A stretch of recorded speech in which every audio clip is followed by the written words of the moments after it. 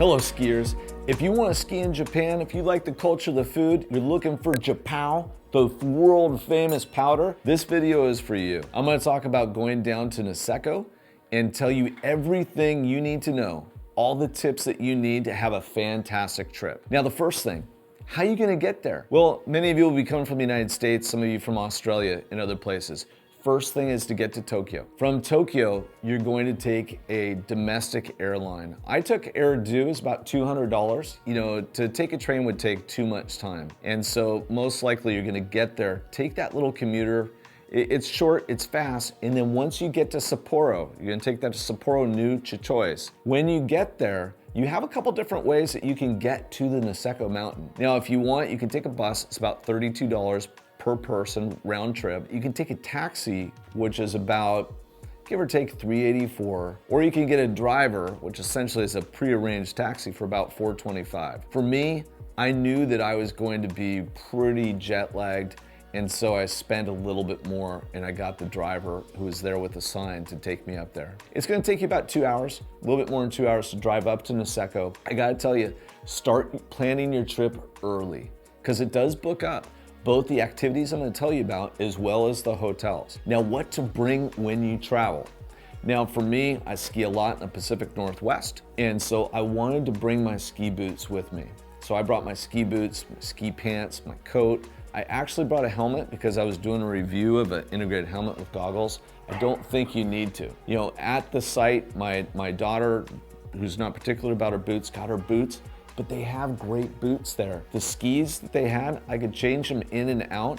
I ended up having a great pair of Atomics that I used the whole time, and ski poles. So I advise that you get skis, ski poles, helmet, and boots there. If you're particular about your boots and you want to make sure your feet don't hurt, bring your boots. But that's about it. Now, Niseko is made up of 4 resorts.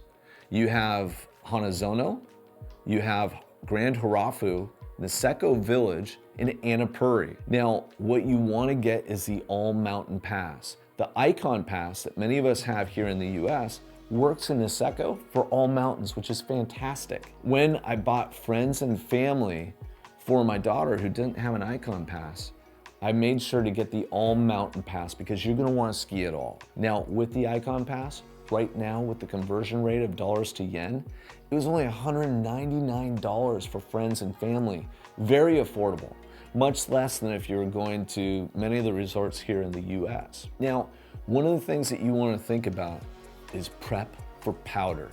If you're going to travel all the way to Japan to get this world famous powder, you want to be ready for it and you want to know where it is. I looked at several different videos. If I thought I could have done a better video myself, I would, but this video is unbelievable. I'm gonna put the link down in the description, but it's called Niseko Powder Secrets. And this guy went through basically every run. It's a long video, it's about 20 minutes, so watch it before you go, just to get fired up for the trip.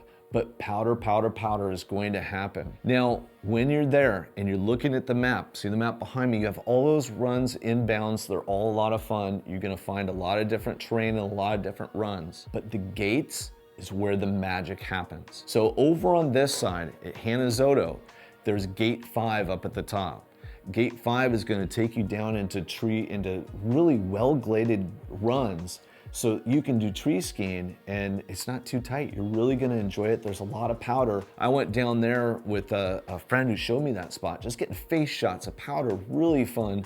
Winds down and eventually takes you back to Hanazono. Now, up above the gate 5, you're gonna get gate 4 and gate 3. Gate 4 and gate 3 are gonna take you up to the peak, and we'll talk about that in a minute. Now to get there, you're gonna take the hooded quad up Grand Harafu, and you'll look over to your right, and there's a chair that only seats 1 person. They call it a pizza box. They call it a pizza box because it literally looks like a pizza box. Only 1 person fits on it. I've never seen a chair like that. Now that's gonna take you all the way up to gate 4. Now here's a little secret for you. The peak had been closed for 2 days. We were going up to the peak to hike it. There was a long line over there. Well, there's a chairlift just one that way. It's a 2-seater that comes up from Niseko Village that goes to the same place. A little bit longer hike, but not that much. So that may have a shorter line than the pizza box, so look at that. Now gate 4 and gate 3 is where the magic happens. You come out of that to hike up to the peak.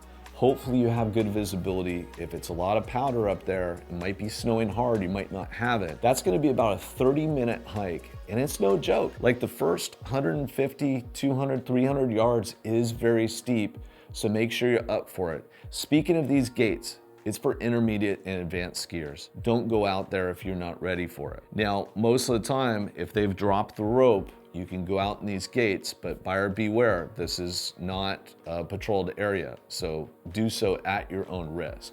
But gate 4, gate 3, you go up to this peak. Once you get to the peak, there's a little hut up there that you can warm up in, and you have 360 degrees, the different routes. Look at that video, the Niseko Powder Secrets. It'll show you all the different ways that you can go down.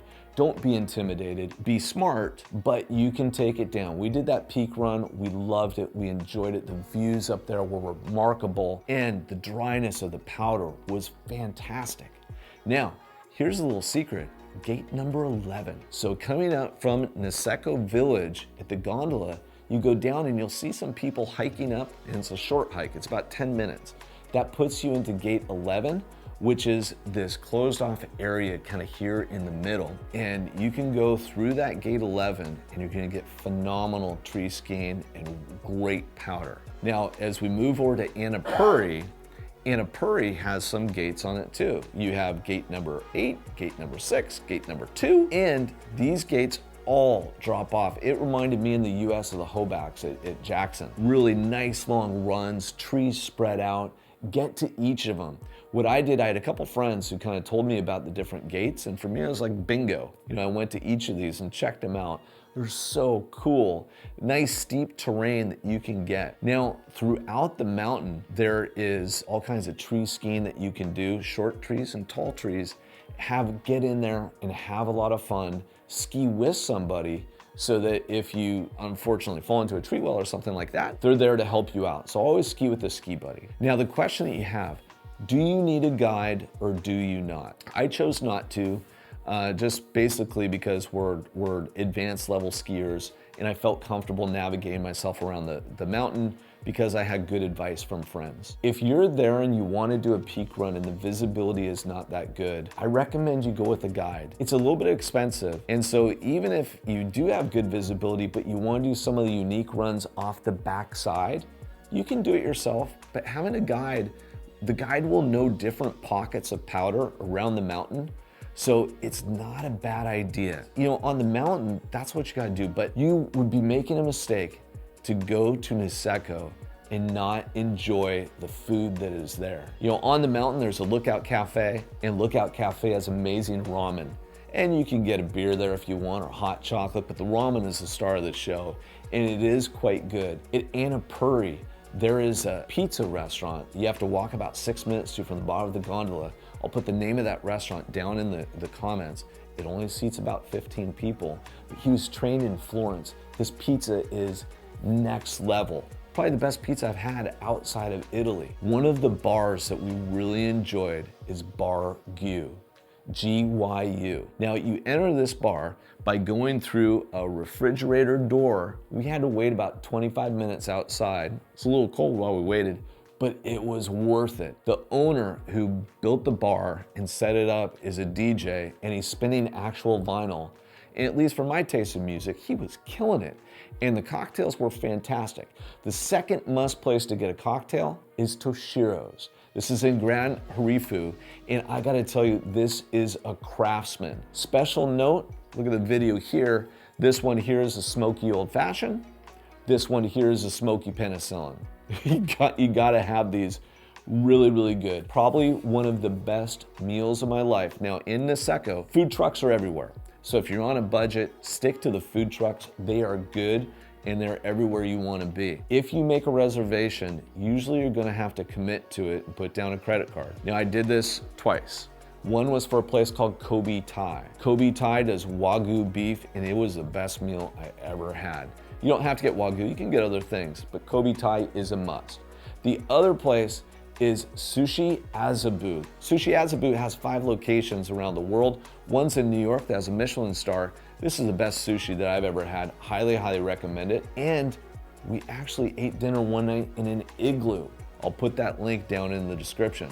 So thinking about that experience is really, really fun. The activities that you can do around Niseko are really, really fun. Anything that you would like to do is probably there. We rode horses in the snow, we did snowmobile, we did drift car driving, which was a blast, but that's what we like to do. You know, you'll have your own things that you might want to do. So a backup plan is always good. You're traveling all the way to Japan, you wanna make sure that you're gonna get some powder. Well, one, there's a resort that's about 20 minutes away called Mowa, and that one is small. It has like 3 lifts. It's not many people there. If there's been a powder day, you can go there for smaller crowds. Also in Niseko, they do cat skiing. And so if you want to ensure the POW and it doesn't look like snow's in the forecast because you booked it a long way ahead, go ahead and book a cat ski trip and you're gonna like it. Now, one of the things that you have to do is the onsen. I had an onsen in my hotel. Now, an onsen is natural hot springs in Japan. It's part of the culture. It's what they like to do. Prepare yourself, no clothes. And some of them, if you have tattoos, you're gonna have to cover those up. Tattoos aren't allowed to be exposed. Now, the mineral water is healing. For us, kind of the routine in Niseko: ski, onsen, eat, repeat. It's fantastic. It is a must do that you're going to enjoy. Well, hopefully this answered all the questions that you need. We actually can help you put together a trip to your specific needs and wants. Skiing in Niseko is worth it. It is a once in a lifetime type opportunity, unless you keep going back. Then it'll be multiple times in a lifetime, but it's a mountain that you want to go to. These 4 resorts are a blast. They're different. Getting outside the gates and skiing those areas makes us one of the best mountain areas in the world. And I gotta tell you, when you're skiing down the mountain back to Niseko Village or Grand Harafu, and you look directly at the volcano across from you, it's surreal. I've never experienced anything like it. So I hope you found this video useful. Please subscribe to our YouTube channel, give us a like, and drop any questions you have down there. And if you think I missed a tip that's important for others to know, go ahead and leave a comment. Thank you so much for checking out this video. Get out there to Japan and have a good time.